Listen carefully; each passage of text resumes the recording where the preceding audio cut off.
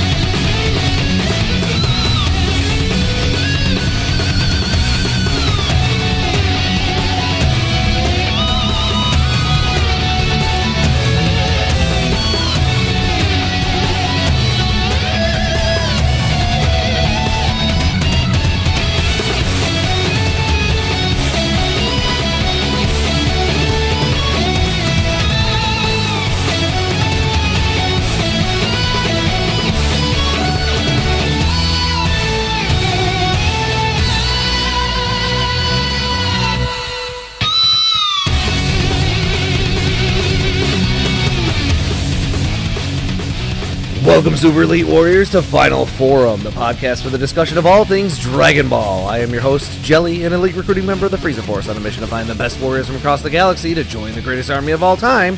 And I am joined, as always, by my new recruit co-host. This is the Bekinney. I think I did that pretty well. Yeah, no, that was good.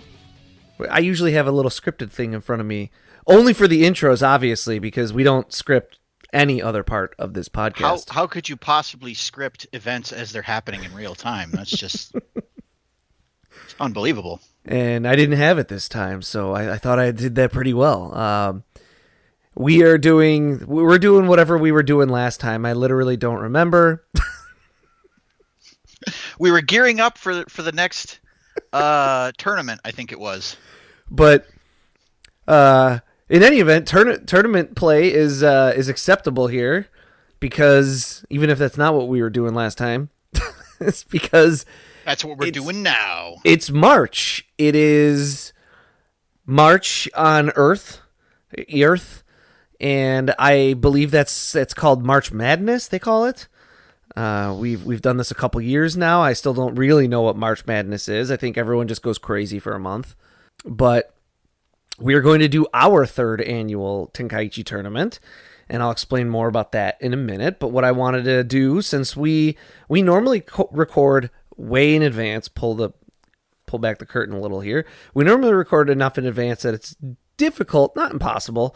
I could use the magic of podcast editing, I guess, but I just choose not to because I have a job. I'm out here searching for warriors.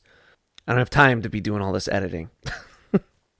But we normally are not very topical, and we're recording this one a little bit closer to release, so let's be a little more topical here and talk about a couple things that are coming up. So a couple of minor things, if you're into this, is if you play Dragon Ball Z Kakarot, they've announced that there's going to be a new DLC for that, covering the 28th Tenkaichi Budokai, which is the epilogue to Dragon Ball Z, where Goku meets Oob and takes off with Oob on his next journey, his next adventure. I haven't played that game, actually. I've heard really good things.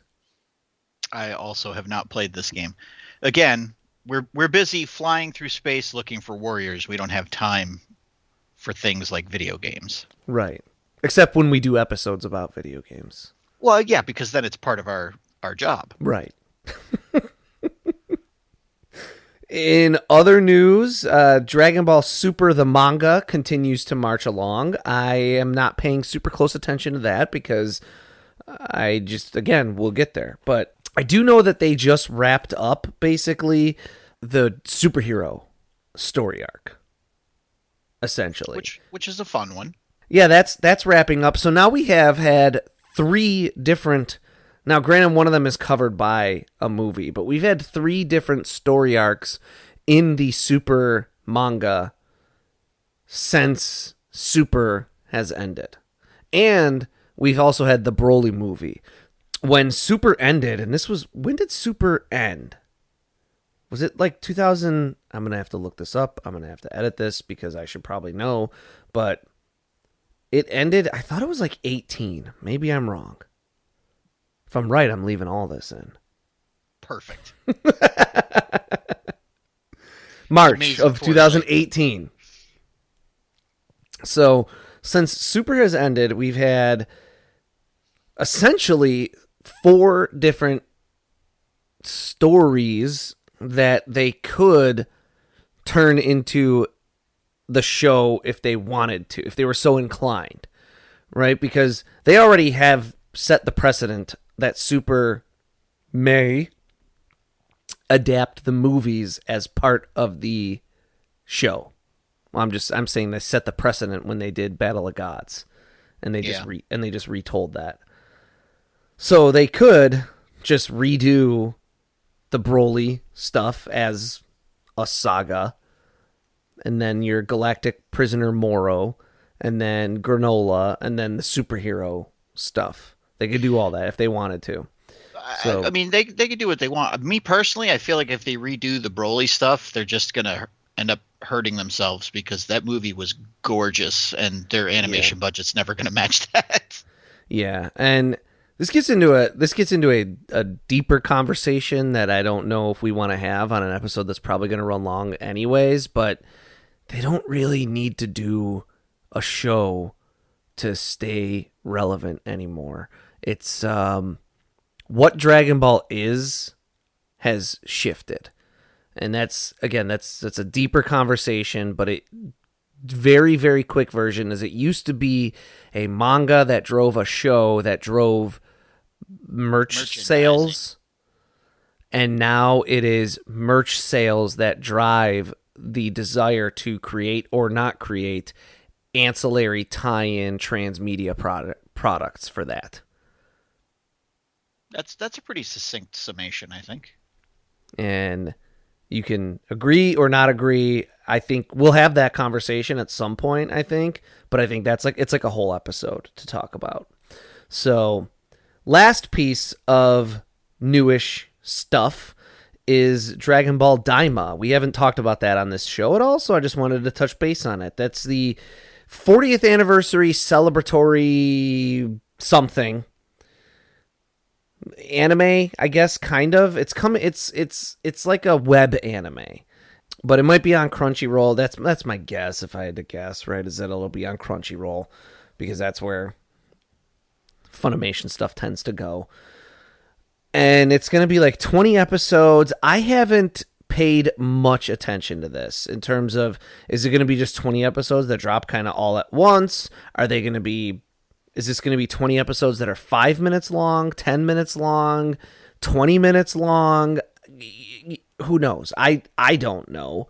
And part of the reason I don't know, just to get this out of the way, is I don't pay super close attention to this stuff because Dragon Ball, like Godzilla, like the MCU, like Mario, is one of these franchises that's at this point so big that it'll just keep marching on forever. And probably paying attention to the news on something that'll just keep going forever gets kind of exhausting to me, even if it's something that I really like.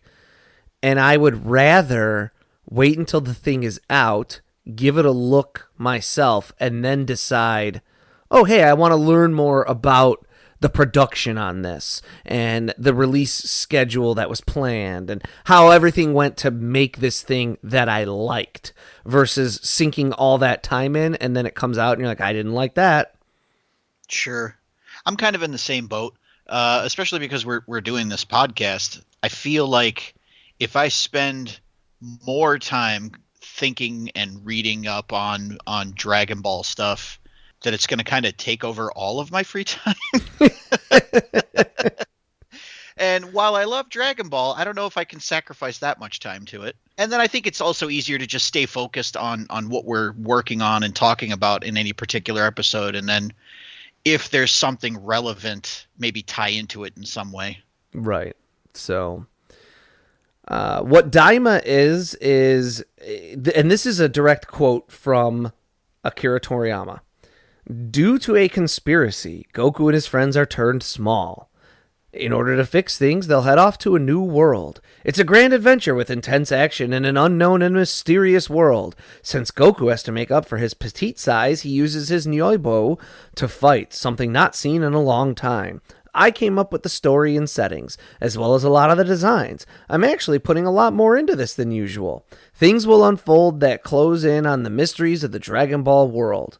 Hope you all enjoy these different from usual battles that are cute and powerful.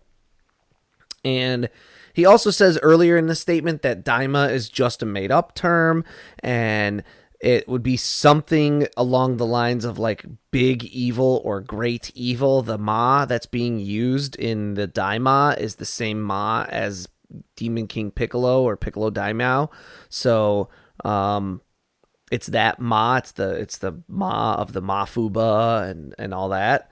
So big evil, because I think, I'm not 100%, I'm not a language guy, but I think the dai is the same dai that's in like Dai Kaiju, which like very specifically makes it explicit that you're talking about a giant monster, because Kaiju just means mysterious beast.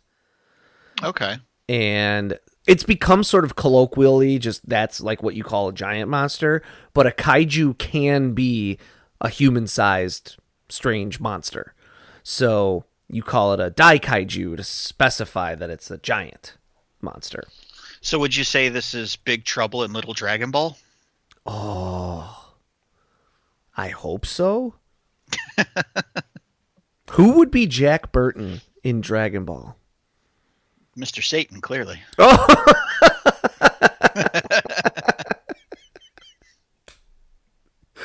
Oh, man. Absolutely. That's perfect. That is perfect. So, I think it's a cool idea. I'm down. I've seen kind of the trailers a little bit. It looks decent. It looks just as good as, Super, I think, like in terms of the animation. So it's not amazing, but it looks fine. It looks good enough. It looks cute. I'm curious. I'm interested. I too am interested, and I'm just hoping that it's kind of maybe goes back towards like the stuff that we've been doing with original Dragon Ball, where it's got sort of that campy kind of humor a little bit. Yeah.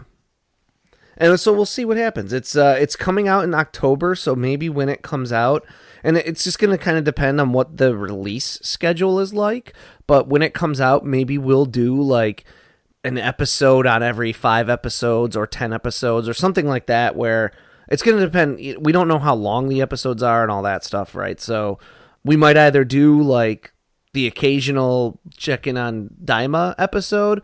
We might also wait until the whole thing is out. I don't really know. We'll check in on it in some way. Even if we check in and we watch a few episodes and we really hate it, and we're like, you know what? Let's just save this till 6 years from now when we get to it. But for today, it is our 3rd annual Tenkaichi tournament. Now, what we do is I kept the bracket the same in terms of seating and everything because I'm lazy. And also because we constantly are switching our criteria in our battle. We take 64 Dragon Ball characters and we throw them all into a pool and we have them bracketed out. There's a Saiyan bracket. There's a humans bracket. Is it humans? Yeah, I think it's called humans. Yeah, it's humans. There's an antagonists bracket. And there's an allies/gods bracket. And that's what we have. And we then pit these characters against each other in fictional battles. And the first year we did this, we did basketball.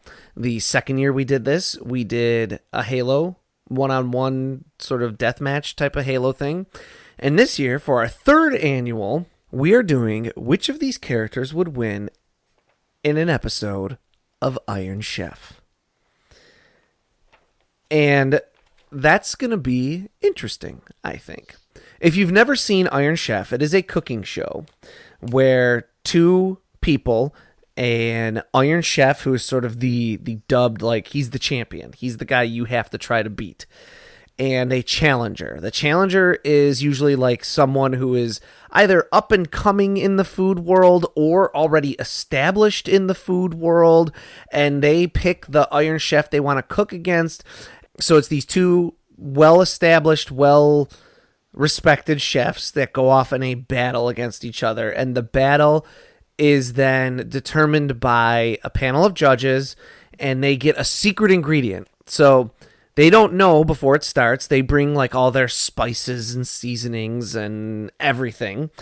And then the host of the show says, your secret ingredient is, and it could be like eggs, it could be apples, it could be a certain type of fish, it could be a certain type of meat. You don't know until it's revealed, and then you have to make some number of dishes. Usually it's something. It's been a while since I've seen it.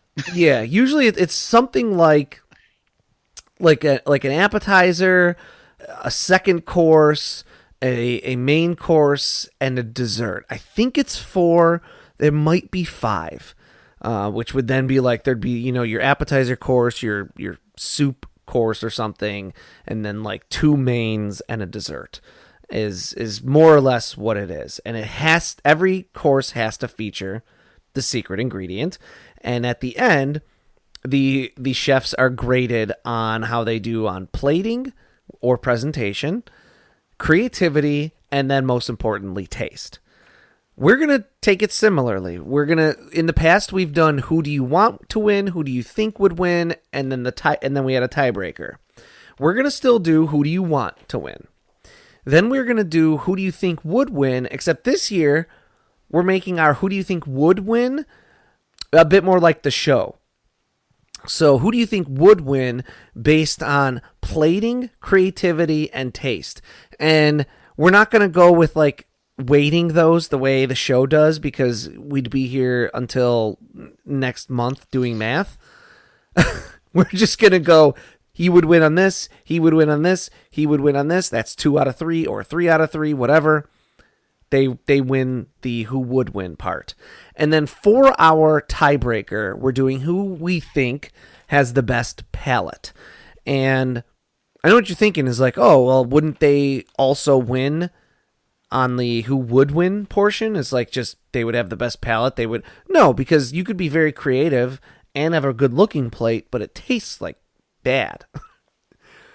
There's also people that like they can taste all of the things in a dish, but they have no idea how to cook themselves. Exactly.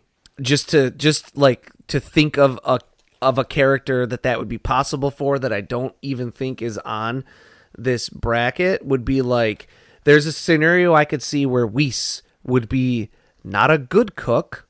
I've never seen him cook anything in the show, and he could potentially lose to someone who we've actually seen cooking some things or making food, like just to pick a character that is on the, like Majin Buu. Majin Buu makes food. Oh, he makes food.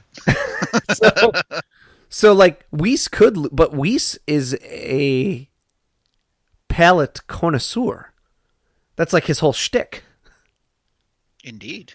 So now we've got our ground rules established, I think. And we're ready to get into this. Like I said, as we go through, too, we're going to list out the characters, and we'll, as necessary, provide brief little backgrounds, right? We don't need to tell you who Goku is, but maybe you need a refresher on who Gregory is. So we will do it as we think is necessary. I think that's everything. Is that everything? I think that's everything. Oh, the other thing. I did pick a bracket, as I do every year. And also, as I do every year, I put almost zero thought into it. Because I want it to be like a knee-jerk, just a knee-jerk type of thing, without really thinking about it, to see if that reflects what I think when I actually think about things. I spent a whole 5 minutes filling out my bracket about 10 minutes before we started recording. That's exactly what I did. I said I didn't think about it. I'll be just keeping tabs. Like last year, I did awesome. The year before, I did terrible. And I think you were vice versa on that. Yeah, it's kind of, I mean, the way we have it set up, one of us either comes out ahead because the other person agrees, or they get totally screwed. Yeah. So, yeah, and then that's the other thing. For anyone new joining us on this instance, we do back and forth until we get to the championship, right? Mm-hmm. So we do Bekinney picks one, then I pick one, then Bekinney and then when we get to the championship is when we suss it out together. So, okay. Let's kick it off. Let's do kick it this off. thing. Who wants to go first? Who went first last year? Do you remember? I think you did. I feel like I did too. See, we put a lot of thought and planning into what we do. It's a real passion project. I think you went first the first year. Yeah, I think that's what it was. And then the second year you went first because I went first the first year. So Yeah. that would make me first again this year. I believe that could work that way. Alrighty. Do we want me to start with the Saiyans, or do we want me to start somewhere else? Go with your heart. Go with my heart? All right. There's one bracket in particular that I'm very fond of, and it's the human bracket. So we're going to start there this year. So just a quick run through of how we have our bracket set up. First match is Krillin and Yajirobe. Second match is Bulma and Chaozu. Third match is Android 17 and Ox King. Fourth match is Android 18 and Mr. Satan. Fifth match is Yamcha and Chi-Chi. Sixth match is Tien and Nam. Seventh match is Android 16 and Videl. And eighth match is Master Roshi and Launch. Oh, and these characters are roughly seated on what I perceive to be their general popularity. So totally unbiased. It's really hard. Like with some of it's hard to tell like who's more popular, Goku or Vegeta. I don't know. I just made the main character number 1 and the non-main character number 2. And then also when you get down to the bottom of your bracket, like who's more popular, Launch or Yajirobe? I don't know. I just picked one, guys. That's. I mean, they both disappeared from the series for long periods of time, so it's really tough to tell who is loved more. So they are seated on what I perceive to be their relative popularity. All right. Based on very, very, very little research. I'm noticing a theme here. But some research. Hey, I will say some research. I feel like I Googled Dragon Ball most popular characters. Perfect. Alrighty. So, first match, we have the number 1 seed, Krillin, versus number 16 seed, Yajirobe. This one, for me, was kind of obvious. I want Yajirobe to win, and honestly, I think he probably would win, considering I've actually seen him cook things before. The man has a ferocious appetite, albeit mostly for senzu beans. But, you know, we have seen him cook a few times, and he's done at least a good enough job to where somebody else found his food appetizing, so points for him there. So I think I'm going to give this first one to Yajirobe. I believe this is his first win in one of our brackets. It's probably not going to last long. So now I have number 8 Bulma versus number 9 Chaozu. Who do I want to win? Bulma. I like Bulma. That's a great character. Chaozu, you could make the argument that being a 9 seed, Chaozu is seeded too high because he also kind of disappears from everything. True. Who would win? I also think Bulma. Really? She doesn't strike me as the type of person that's ever done anything in the kitchen. Okay. But neither does Chaozu. He is an undead zombie who I don't even know if he needs to eat. Bulma also, like, she at least... So when you get into plating, Bulma's going to have better plating because she's going to be able to know what looks appetizing because she at least knows what looks good because she goes out to eat very often. I'll give you that one. That's a good point. Creativity, I think that's also going to go to Bulma because she is well traveled, well experienced. We've seen that she takes Whis out to like every restaurant around West City. So she's also going to have at least some ideas of what to do with food. So I think she wins on the... who cares about taste? Because now she has won 2 out of the 3 of who would win. Therefore, Bulma wins. Okay. Not how I was expecting that to go, but all right, I accept it. Your logic is sound. Next up, we've got number 5, Android 17 versus number 12, Ox King. This one was another easy one for me. I love Ox King. He's near and dear to my heart. He's a good guy. On top of that, I don't think Android 17 has ever cooked anything to my knowledge. I don't even think I've ever seen him eat anything. Does he need to? And that's the other thing is I don't even think he needs to eat. And I'm not even really sure how this whole Android process works. Like, is it... Because they look human, but like they don't have any of the biological functions, right? So maybe they can't even taste anything. The thing is, they're not androids. They're technically cyborgs or something, right? Yeah, because they still have reproductive systems. That's true. But I don't know if they need to eat. We don't ever find out about that. Well, on top of that, I think at this point, Android 17 would be a vegan anyway. So I'm going to go ahead and give this to Ox King. Oh, you know what I forgot to do? I wanted to spring on us, although I don't think it's just going to change things very, very much, is I wanted to say, all right, they're going to be fighting off, and I was going to list off ingredients from the like, for example, Yajirobe and Krillin faced off in battle scallops. Oh. Bulma and Chaozu. Man. That would have been a good one for Yajirobe because he's experienced with seafood.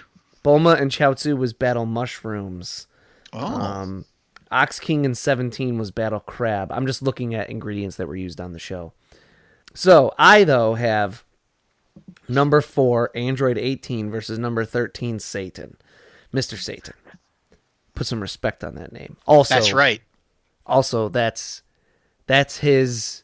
Do you know Mr. Satan is his ring name? He's considered like a professional wrestler character. Yeah. Mr. Satan is his ring name. It's not his. He's not like Mr. He's not like Satan-san. He is like Mr. Satan. That's his, like macho man. Hail, you know? Satan. So his real name is Mark. Aw. And that's because that's a pun on Akuma. The Japanese word for devil is Maku. In like they just flip the syllables. Yeah. It's Maku, and then that is also the way you say Mark in Japanese. So his name is Mark. So who do I want to win? Pretty easy for me. I want Mr. Satan.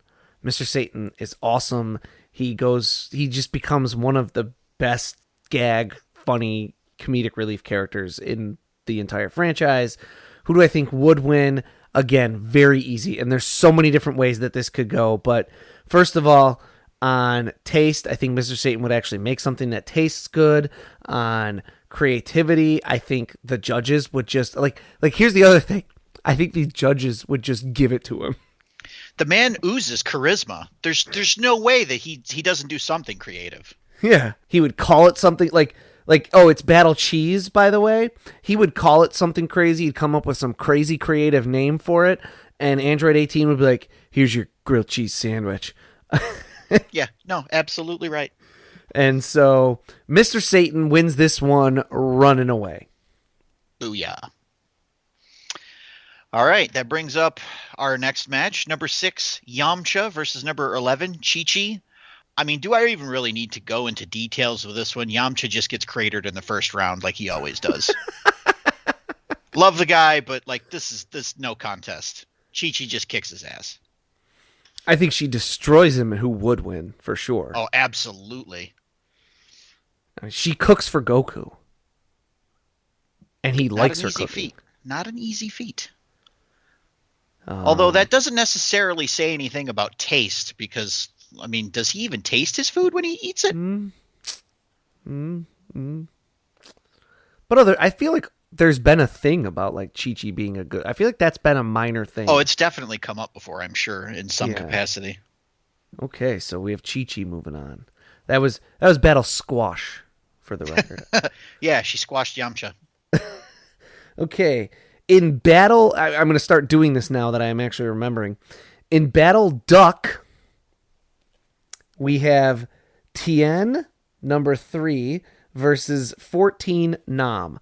This was a really tough one for me to figure out. Really? It was easier for me because I figured Nam's village just recently got water, so Well, so who do I want to win? I kind of want Nam. It's likable. it's a good heart. Yeah, I could see it. Who do I think would win? Probably Tien. Tien's gonna have. He's gonna compose better dishes. He's named after a food, for crying out loud.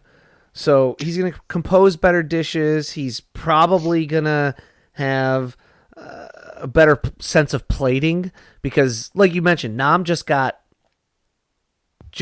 water, so he's gonna think that like food on a plate looks good. It doesn't matter if it's got accented colors or what. He's gonna be like it's His food. It's his good. his village is so backwards in time that he didn't even know what capsules were.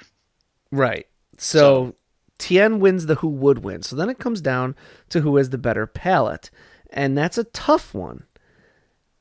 I don't know anything about either one, so I kind of have to go off of that thing that I just mentioned at the end of, well, Nam is going to think that like anything is good because he, like you said, just got water. So I think Tien probably has a more refined palate. He's lived a more privileged life. So yes, I'll move Tien on due to the tiebreaker of better palate. okay. What's our next battle, Chief? Potatoes. All right, in Battle Potato, we have Android 16 versus Videl. I kind of want Videl to win this one.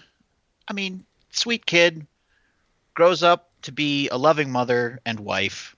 Not that that means that she has to be a good cook, but she's just a lovely person in general, so I kind of want her to win. As far as who would win, as far as I know, Android 16 has only been programmed to kill Goku, not to cook. So even if Videl couldn't cook very well, which I'm not saying she can't, but even if she couldn't, I think she still has the advantage here. So I'm going to have to Sound give this reasoning. one to Videl. Yeah, Android 16, we should say, is the maybe only android on the show who is actually an android. Full robot. Full robot designed to look like a human person. That is the literal definition of android. So then in Battle Catfish, I have number 2 Master Roshi versus number 15 Launch. I had to be honest with those ingredients. Like I would think lunch would win, but I mean if it's catfishing, Roshi's the master. So I started with who I want. I like Roshi. So I think I want him to win. Then we go who would win. All right, here's what's swinging me. Let's start with plating. I'm gonna actually give that one to Launch. I'll give plating to Launch. Creativity, I'm gonna swing over to Roshi. I think he would come up with more interesting ideas for what to make. He's been around hundreds of years. Okay. Taste. It is a running gag throughout the show that Launch's food is terrible. It's a thing. Also, Okay. I understand your point, but quick counterpoint. They still prefer having her cook over Roshi. yeah, but is that just sexism? I can't say. It was the 80s. And Japan. Yeah. She makes food that gives them all food poisoning. I'm giving it to Roshi on taste. I think Roshi wins who would win in a split decision, and I think Roshi moves on. Yeah, that was a close one. Now I forget what we did. I think we swapped sides, right? Yeah, we go to a different bracket now. Yes. And then I think you would start this one because I started the last one. Okay. I'm going to go to a bracket that has a special place in my heart. Oh. And pop over to the villains, the antagonists. Okay. Okay. So, I have Mercenary Tao or Tao Pai Pai versus Frieza. Who do I want to win? Wait. What's the ingredient? Oh, sorry. The ingredient, this is Battle Buffalo. Oh. I almost wish it was like Battle. I wish this was like Battle Bananas. So that you get a bunch of Frieza monkey jokes in there. Who do I want to win? I like Frieza. I prefer Frieza. He's just a great character. Tao's not bad. He's got some of the best moments in Dragon Ball, period. For me, I think it hinges on, does he throw the buffalo and then jump on top of it while he's cooking? Yeah, but you know what? Frieza tenderizes his buffalo by doing the pinpoint blasts on it. Oh, that's pretty good. And he laughs, ho, ho, ho, while he does it. That's pretty iconic, not gonna lie. And then who would win? This is tough. Okay, we've never seen either one cook. However, we do know that Tao has an affinity for the finer things, right? Doesn't he eat in like a bathtub or something, like a nice meal when he's waiting for his clothes to be made for him? Sounds right. So this is tough. Who would win is on... I'm going to give plating to Frieza. I think Frieza has a more... je ne sais quoi. He's got more... I don't know. There's something more refined about Frieza. The haughtiness. I think his plates would look very pretty. On taste, I'm going to go with Tao. I think Tao has more of an idea of what Earthlings would like to eat. That's fair. And how a buffalo should be treated. But on creativity, I'm going to say that the alien overlord is going to come up with some ingredients and some combinations that are going to blow judges' minds. I could see it. So I think Frieza takes 2 out of the 3 and wins. All hail Lord Frieza. I think Frieza moves on. He defeats Tao Pai Pai.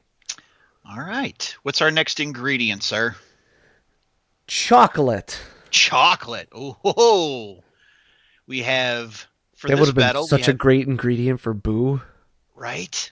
Just the luck of the draw. That's how these things happen sometimes. So for this battle, we've got Hit, the notorious speedster hitman, versus Raccoon, the toothless wonder. I think, personally, I really like Raccoon, but I don't like him for winning this. He just doesn't strike me as the type of person that would. And then as for who would actually win, I mean, they're both technically aliens, so they wouldn't really know what humans like to eat or want to eat. Fortunately, it's chocolate, so they got lucky there. Yeah. So I think it's going to come down to technique and timing. And if it's one thing that Hit has, it's technique and timing to make good chocolate. I also think he would have better plating. He strikes me as like a bit more patient as well as a bit more dexterous as opposed to brute force. But for creativity, I think that's going to be, I mean, it's the Ginyu Force. They ooze creativity. Yeah. They ooze charisma. Yeah. I don't think you can't give it to him on that one. 2 out of 3 for Hit and 2 out of 2 for categories. So I think Hit takes this one. Okay. That was a tough one. Okay. In Battle Hamburger, I have Zamasu versus King Cold. So Zamasu, the wanted to be future Supreme Kai of like Universe 11 or something, thinks of mortals as beneath him and ends up going crazy and murdering a bunch of people and becoming the main antagonist of an arc in Super. And then King Cold is Frieza's dad. Who do I want to win? I think Zamasu's a better character. He's more interesting. He's got a cooler attitude. So I kind of want Zamasu to win. Plus, King Cold was very short with me at the most recent company picnic. So I got a little axe to grind there. You kept bothering him, so I really can't blame him. Asking for autographs and stuff. My kids are big fans. I felt like the least he could do. I know, but like you can only say no so many times before you really have to put your foot down. Well, he didn't have to put it down on me. I mean, if you see the size of the guy, he's pretty big. So then who would win? All right, let's start with. I think Zamasu takes this, and I'm going to say this because I could walk through each one of those categories, but I think he takes it on probably almost all of them. Maybe not creativity, because he strikes me as someone who would be very traditional and very boring on creativity, because he spends an entire episode making a pot of tea one time.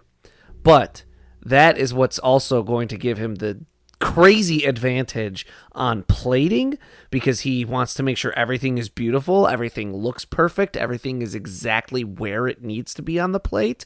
And taste. He's going to know how to develop depth of flavor and have the patience to really develop his flavors. So he's got that godly palate. So I think Zamasu wins this, and he moves on to the second round.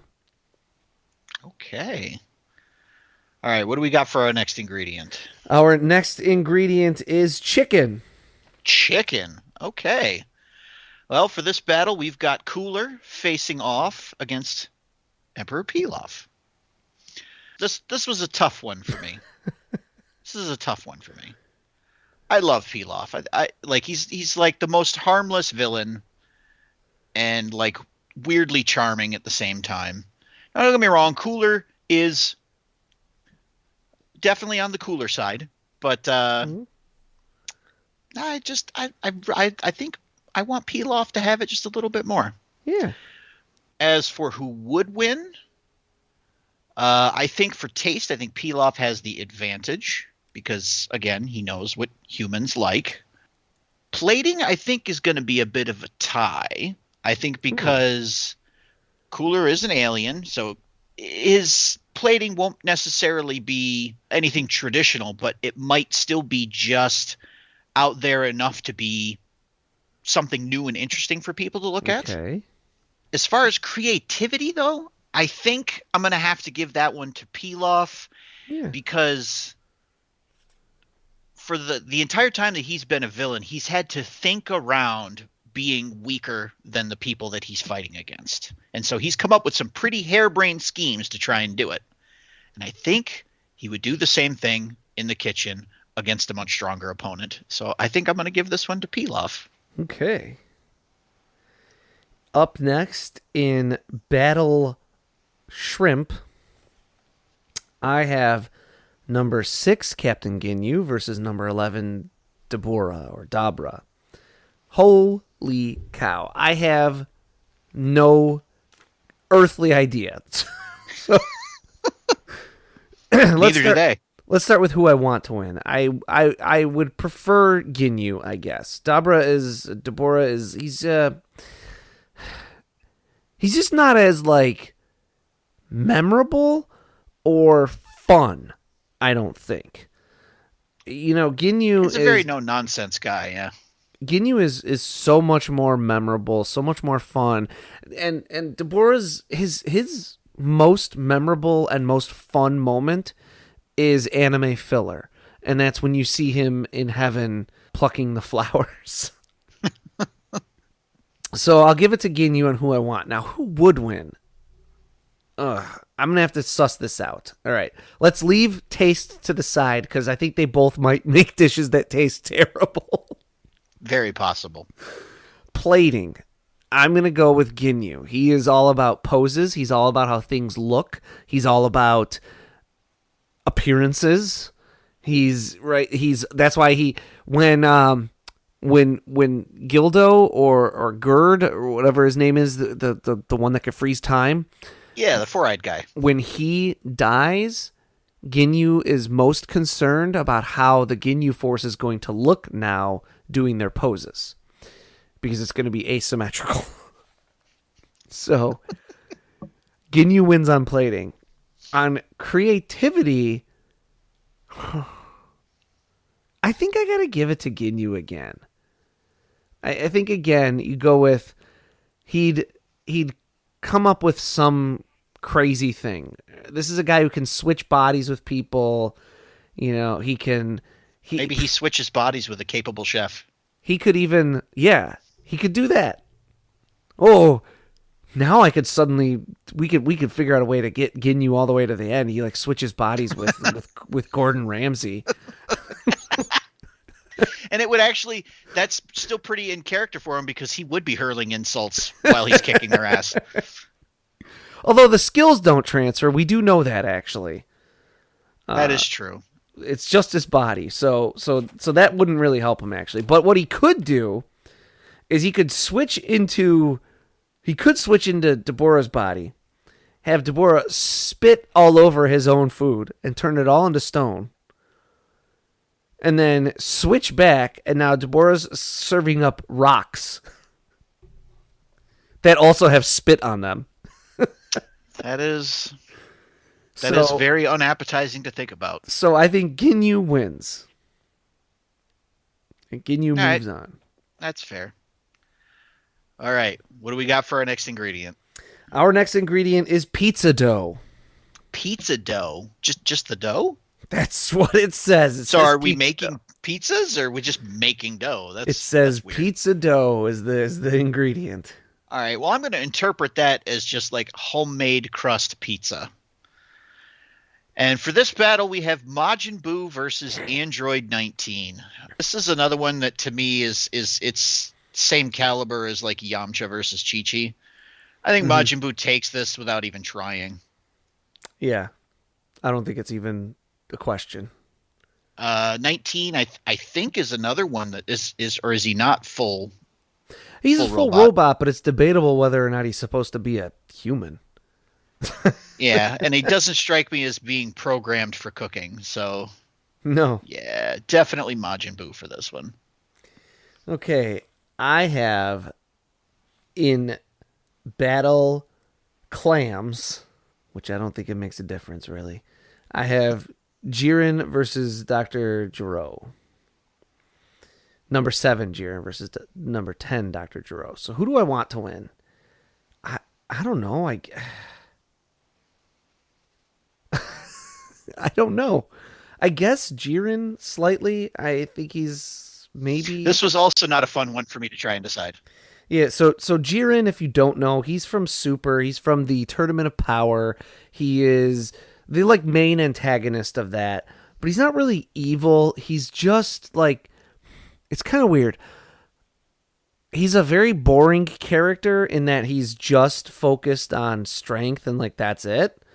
But I also, in a way, that's kind of what I like about him. He's the first character to come along in the show in a very, very long time, or at least that's what it felt like, who has no, like, he doesn't really have an agenda. He doesn't have allies. He doesn't have enemies. He just is about himself.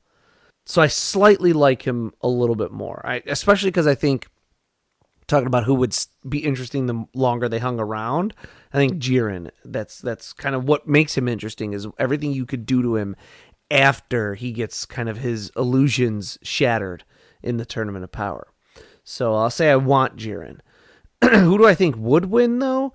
You're talking about clams. I think Jiro would understand what a clam is, how to use a clam, how to prepare a clam, how to plate clams in an appetizing fashion. Jiren would probably just punch them onto a plate and say, "There you go." So now I have to kick it over to my tiebreaker, and I have to talk about palate, and I think Jiro wins it on the palate. Based purely on, I don't know, he's a human, I guess. Also, like there's also a decent chance that Jiro just turns the clams into cyborgs that cook themselves perfectly. And Jiren also strikes me as someone who, similar to like Broly, just eats food purely for sustenance, not for enjoyment. I don't think that man knows what that alien knows what enjoyment is. Right. If you were to ask me. So, I moved Dr. Gero on to round 2. All right. Last battle for this quadrant. What's our ingredient? Sweet onion. So sweet onion. Your white onions. Okay. Uh-oh. This might be a problem then. We've got Cell versus Garlic Jr. Now, prior to knowing what the ingredients were, I was thinking Cell, but now that I know it's onion that they're using, I can't help but want Garlic Jr. to win this for the memes. Of onions and garlic? Yes, yes. As for who would win, let's see. We'll go with creativity to start. I think Cell takes it on creativity. Garlic Jr., I mean, he gets caught in the same trap twice, trying to do the same plan twice. Like, the man does not have a creative bone in his body. Let's just be honest. Cell, on the other hand, very creative about thinking around the problem of getting to androids 17 and 18 around the Z fighters, who at that point in time are stronger than him. He's a pretty wily fella. I think he could come up with something pretty good. Okay. Plus, on top of that, he did all the marketing for the tournament to save the world. And I mean, it even drew the attention of Mr. Satan. Like, that's how good the marketing was. Very true. As for plating, I think I'm also going to have to give that one to Cell, just because he's got part of Frieza in him. So I feel like that perfectionist streak really comes from Frieza, honestly. Okay. So I could see him kind of doing the same thing, being, having that more refined personality, being able to pull something out that would be appealing to look at. Yeah. As for taste, I think Garlic Jr. wins on taste just because onions and garlic.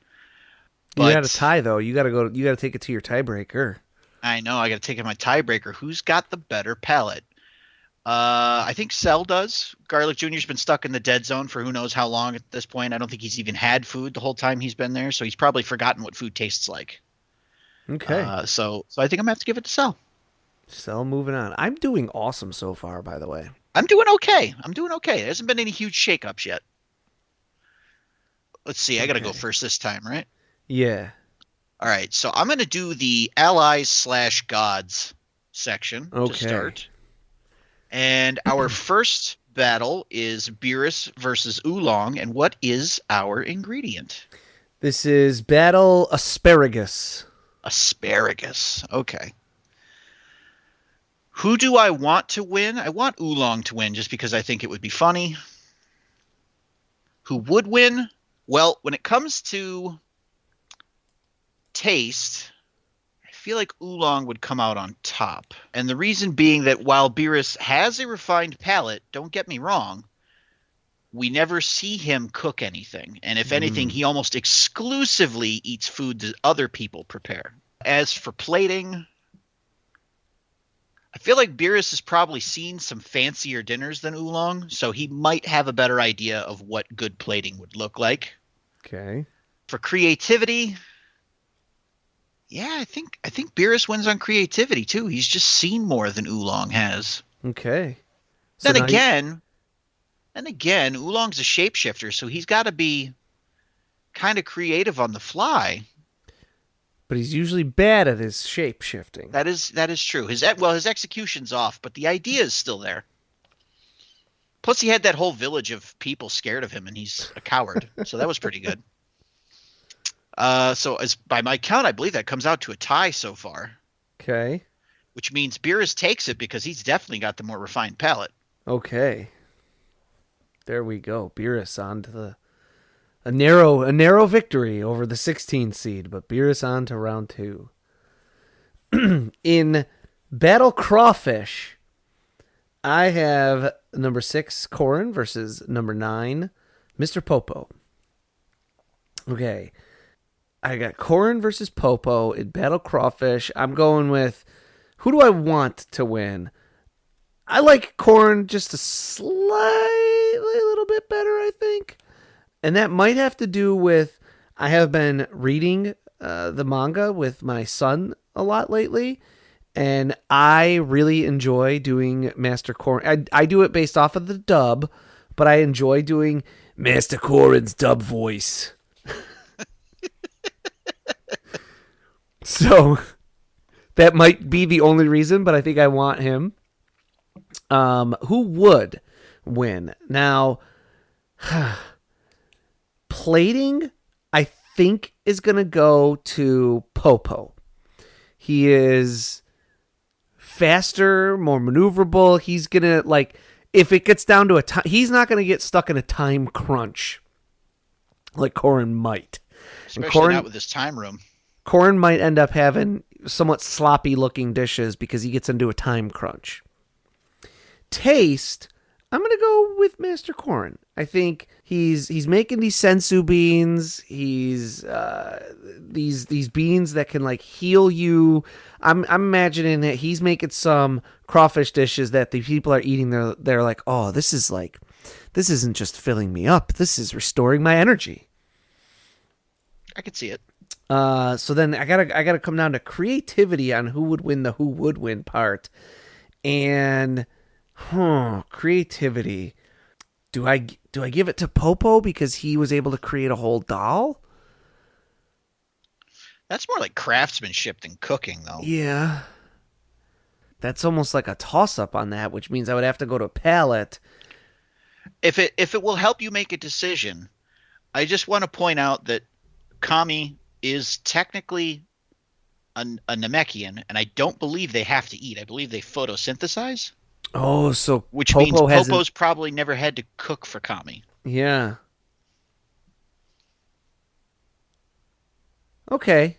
That does help me a little. I also think I would give it to Korin based on the palette portion anyways. I think him and Yajirobe sit around a lot and eat quite a bit.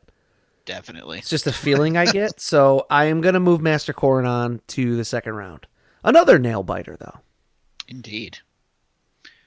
That brings us to our third match, Nail versus the Elder Kai. What's our ingredient? This is Battle Turkey. Turkey. Okay. Who do I want to win this? I want Elder Kai to win this one because he looks closest to a turkey with that saggy neck.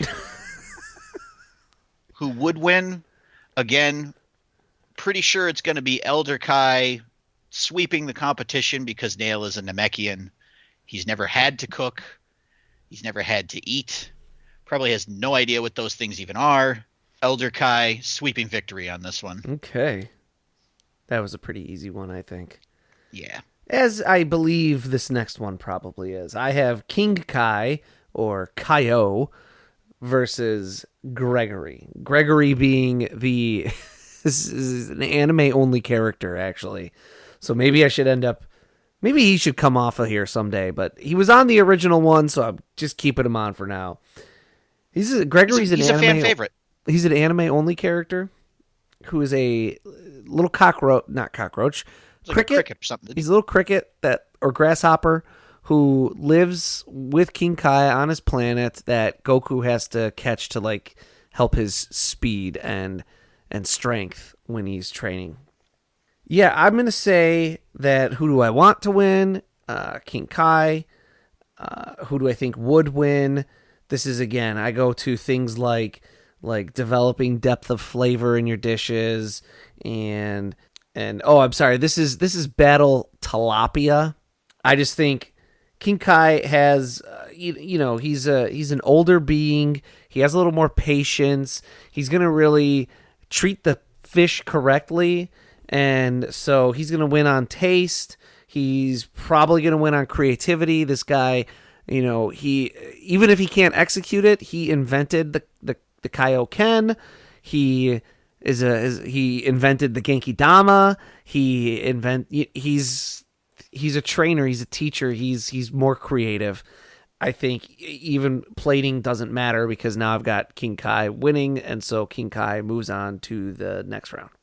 Congratulations, King Kai. Next up, we have Dende versus Kibito. What's our ingredient? This is Battle Lamb. Battle Lamb. Okay, not that it really matters because this is going to be another one of those. This is going to be quick. Because as much as I want Dende to win, because I like Dende, again, Namekian, no real concept of cooking or eating. So Kibito swings the entire actual competition portion, which brings it down to palate. And again, Dende has not eaten much, if anything, so does not have a very developed palate versus Kibito's somewhat divine palate. It's got to be Kibito. I don't see any other outcome for this. Okay, I agree. Up next in Battle Pork, I have number 3, the Supreme Kai Shin, versus number 14, Puar. Who do I want to win? I'm not a huge fan of the Supreme Kai. I think he gets a little more interesting later on, but they don't really like the potential for him to be more interesting is there, but it's never really ever anything done with it. Insofar as he's got this potential to be really interesting because he lost a lot of like friends to Majin Buu, but they don't really do a whole lot with that other than just use it to make Majin Buu more menacing. And then B, the further you get into Super, you find out that like it's the Supreme Kai's job to like guide the mortals of his universe to be stronger and more powerful and more developed, and clearly ours has been doing kind of a bad job of that with like letting Frieza go around and blow up planets according to this slanderous show of Dragon Ball, not reality, because we know Lord Frieza would never do such things. Well, it's just propaganda. They gotta make Shin look bad if they make Frieza look bad. So yeah. It just stands to reason, because in reality, Frieza's done nothing but wonderful things, and Supreme Kai is, of course, amazing for letting him run the universe. Right. So I want Puar. Just think it'd be kind of funny. And then who would win? I think, again, this is where, especially we're talking about, this is Battle Pork. Supreme Kai kind of strikes me as similar to, I forget who you mentioned. Maybe, I can't remember who it was, but you mentioned they'd probably be vegan. Supreme Kai strikes me as someone who thinks it'd be like wrong to eat a pig. No, that was Android 17. Okay. And Puar might get sort of a sick pleasure out of it being Battle Pork because he has kind of an axe to grind against Oolong. I can see it. So I think Puar also would win. I'm going to give this to Puar and move Puar on to the next round. I think we actually got the ingredients for this one from the first battle in the bracket. I think Oolong lost and became an ingredient.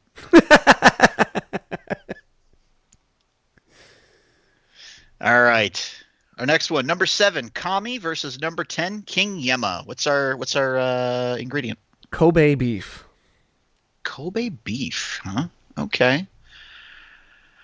Well, this one was a tough one because Kami is a Namekian. That's a fact, Jack. Which means he doesn't need to eat. But at the same time, King Yema is some dude that sits at a desk in the afterlife and doesn't really do much else. Mm-hmm.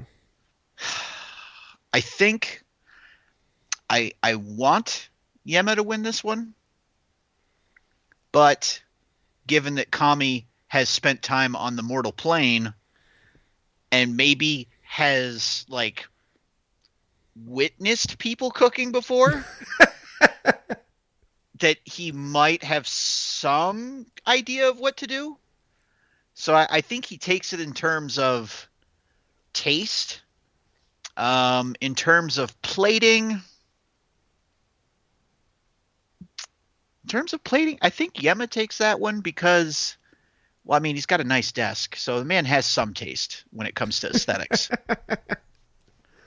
As far as creativity, however, King Yema only has the Yema lock, and it only works on people at about Raditz strength.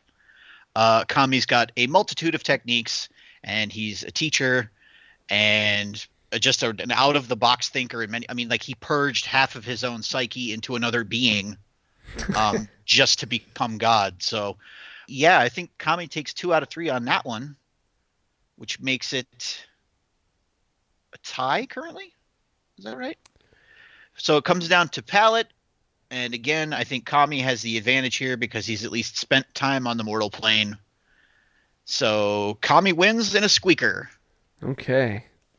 I had Yema, but it's a real mud fight. Like even the winner doesn't really win. Yeah. And it's funny you said mud fight because I was just going to say, like, it's basically like 2 people making mud pies. Yeah. This is what I think food is. This is what I think food is. Both of them horribly wrong. Okay. I have Battle Squid. And I have number 2 Piccolo versus number 15 Jocko, the Galactic Patrolman. Okay, who do I want to win? I want Piccolo. I love Piccolo. We all love Piccolo, don't we? Sure. Who would win? Okay, this is another one of those. Piccolo's a Namekian. Piccolo doesn't need to eat. Piccolo looks down on eating. You know, whenever he's hanging out with Goku and Vegeta and the Saiyans are all like scarfing, and even I think they all have like a group dinner before the Tournament of Power. He is like just sitting there with his arms crossed. So I think Jocko is going to win on like almost across the board. Well, certainly on plating and taste.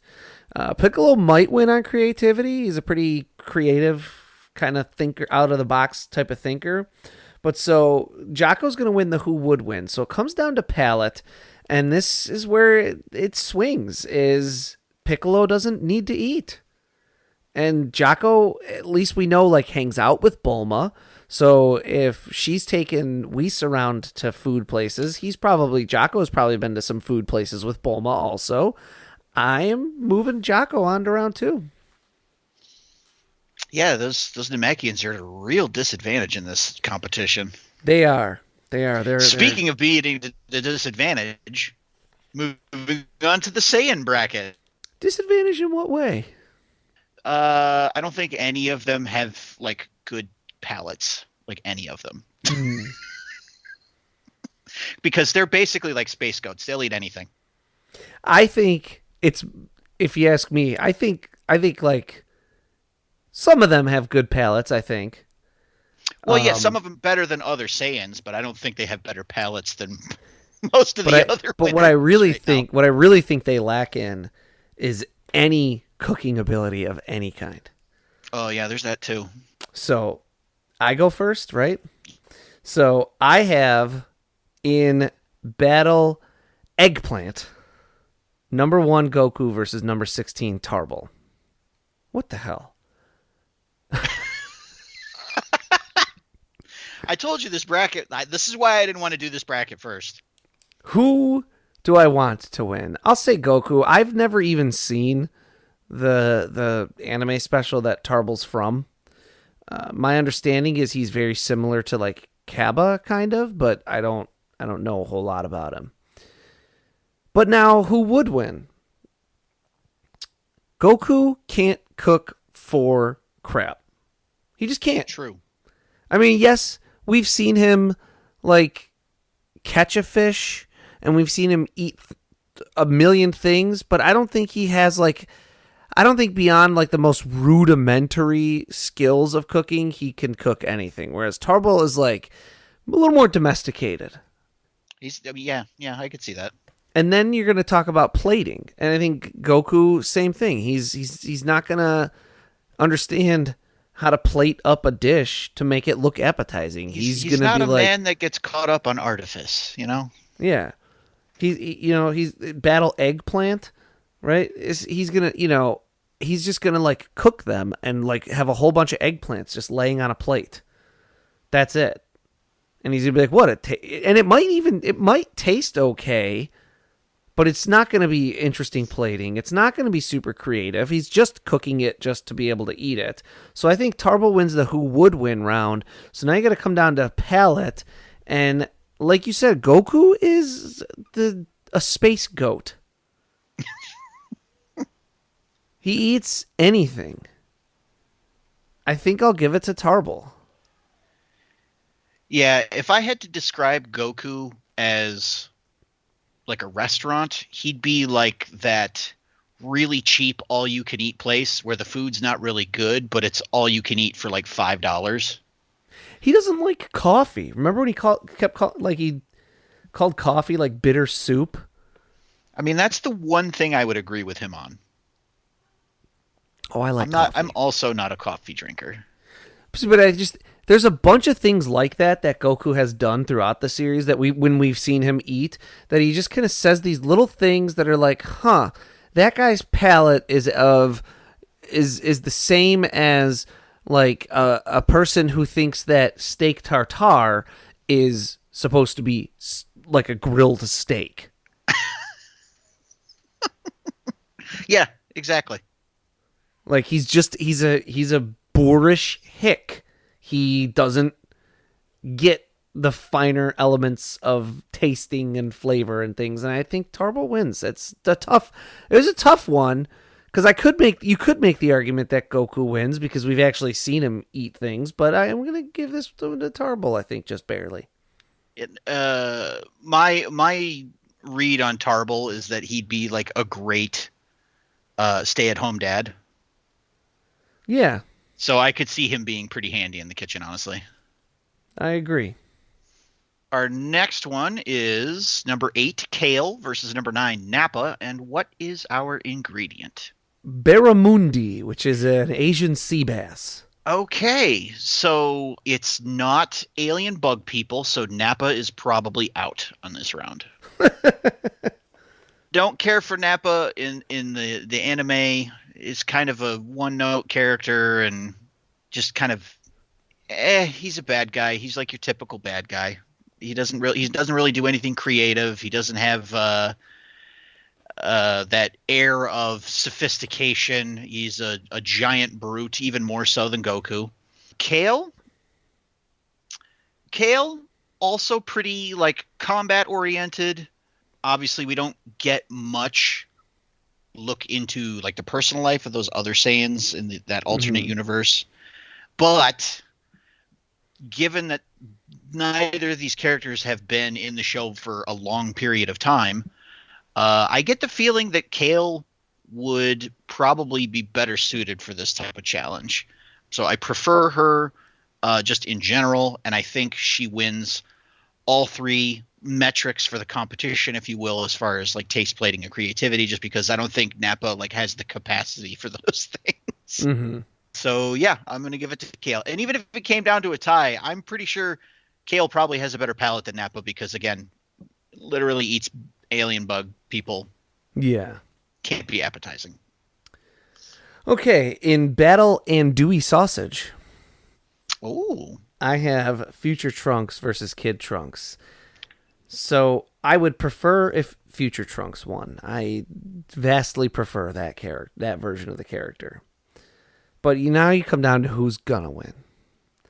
And sorry, Future Trunks, you live in a war-torn future where your idea of a meal is, cramming some food in your face as you are racing off to your next battle to the death. Kid Trunks is a little more mature, a little bit more focused, and like able to be task focused. So, I mean, as opposed to other kids his age. So he's not going to be super scatterbrained in the kitchen. He's going to know what he wants to do. He's going to have a plan, and he's going to be able to execute it. So he's going to have more creativity in the kitchen. He's going to definitely have better ability to create tastes and interesting flavors. And I think he might even do better in plating because again, future Trunks comes from this bombed out future where everything is terrible, and his idea of beauty is an 80-year-old woman trapped in a 30-year-old woman's body.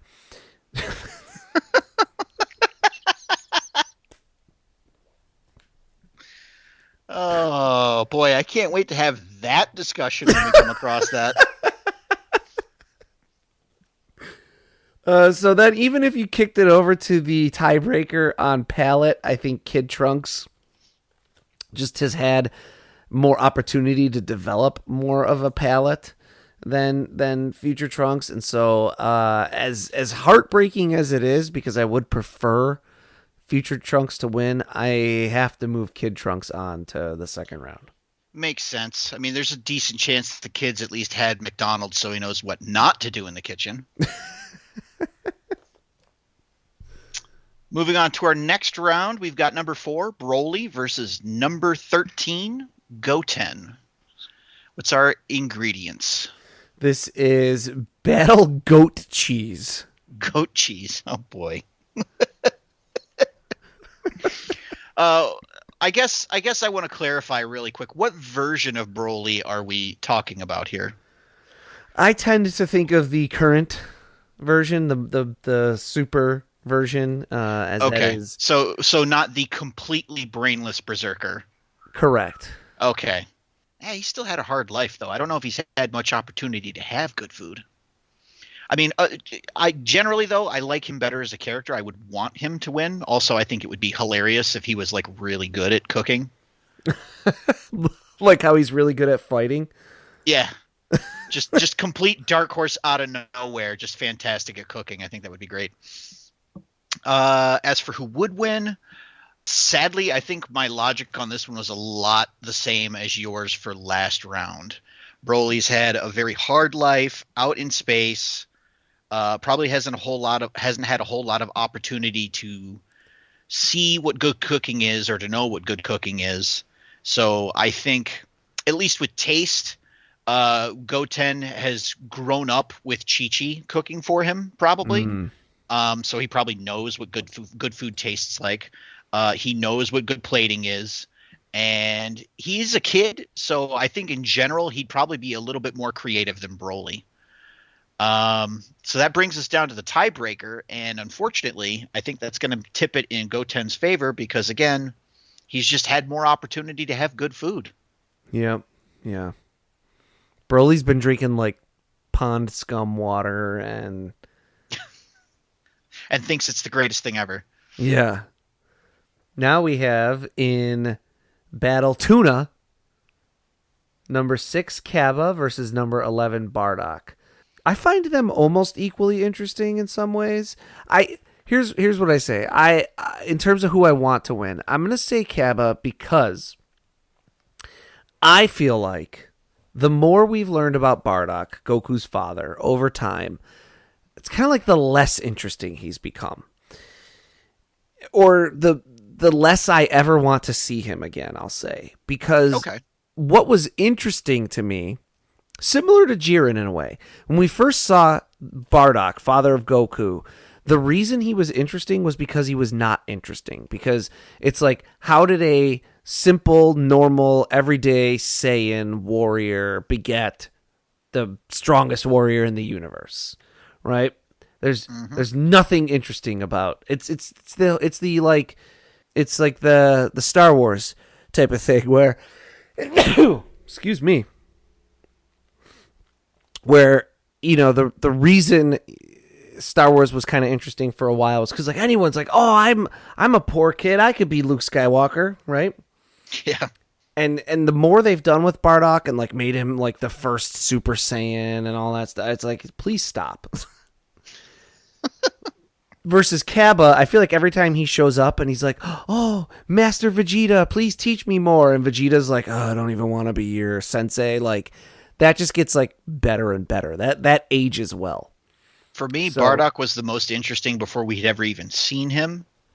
Because the only thing we knew about him was the throwaway line in the Goku versus Vegeta fight, where he talks about his father being a scientist and developed the technique for the fake full moon. Yeah. And I was like, wow, that's really cool. I can't wait to meet this character. And then we meet him, and it's like, oh, damn. So I slightly want Cabba to move on over Bardock. And then who would win? I think this is another one of those. Bardock has been eating probably bug men out in space and stuff, and Cabba's more refined, more well traveled. Da, da, da. So I'm gonna say Cabba wins, and Cabba moves on. All right. Next up, we have number 3 seed Gohan versus number 14 seed King Vegeta. What's our ingredient? This is Battle Bacon. Battle Bacon. This is my favorite battle. For this one, I want Gohan to win. King Vegeta's kind of a one-note character. Wasn't even really good at ruling his own planet. Also, he was Frieza's bitch. As for taste, plating, and creativity, again, kind of similar to Goten. Gohan's at least had good cooking in his life. Now, then I can't really say that King Vegeta hasn't. But I mean, if we're going by the standards of Earth cooking, then I would say Gohan wins just based on experience. As far as plating, I think that one goes to King Vegeta. He's probably been to some royal banquets, or at least maybe been to some kind of formal event for Lord Frieza, so he's probably seen like what good place setting is. As far as creativity, I'm going to have to give it to Gohan. He strikes me as better educated, a better outside of the box thinker. And I think his exposure to his mother's cooking, I think would point him at least in the right direction. So I'm going to give this one to Gohan. Okay. That gives me in Battle Lobster Caulifla, number 7, versus number 10 Raditz. Who do I want to win? I think I'll say Caulifla.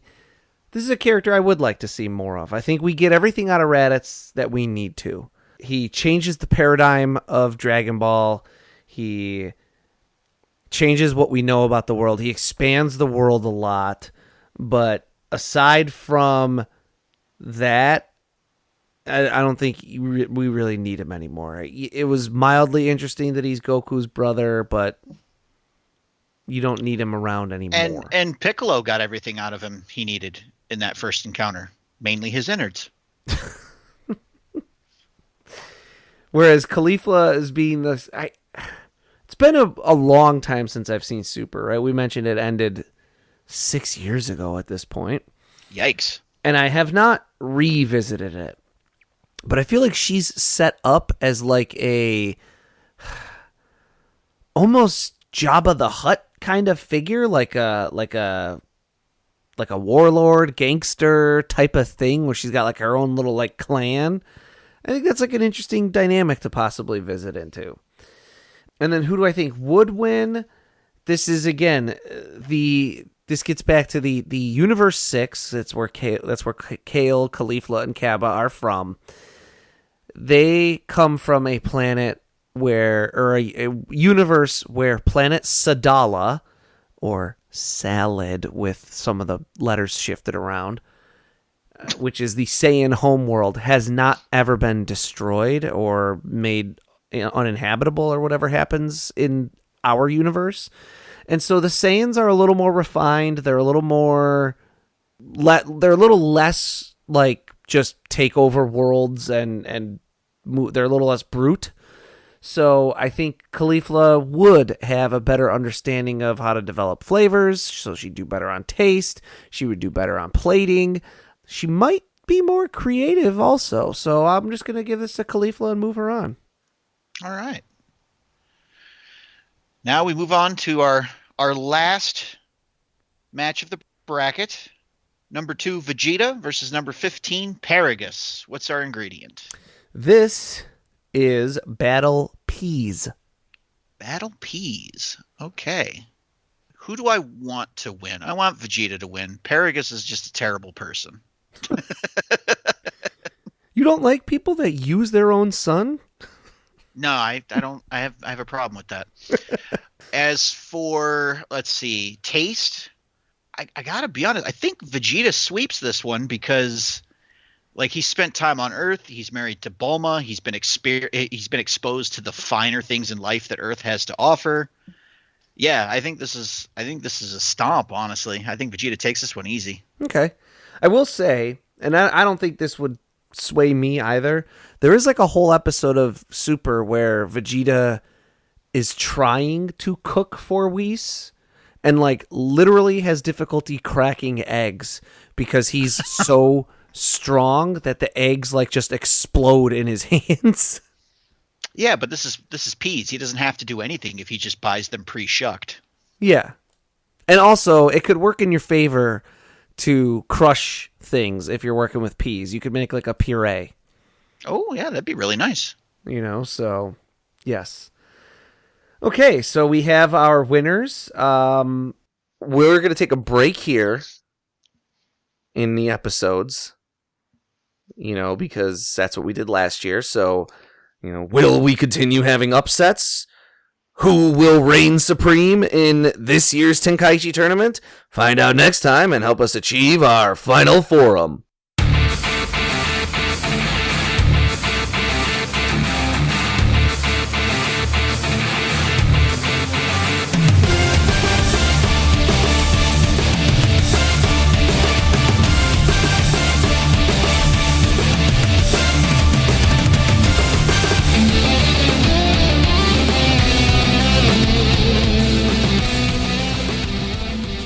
Final Form is written and produced by Tom Gwelly. It is performed by Dan Kinney and Tom Gwelly. Our webmaster is Dan Kinney. Our theme music is provided by YouTube content creator GVG Kid. Want to learn more about the Dragon Ball universe, including concept art, behind-the-scenes interviews, and recommendations from Jelli and Bekinney? Connect with us on social media. Like us on Facebook. Follow us on Twitter at Final Forum Pod. Make sure to subscribe, rate, and review wherever you receive your podcasts. And of course, make sure to share it with your friends and family and help us spread the word of the glory of Lord Frieza. The Frieza Force thanks you for your listenership.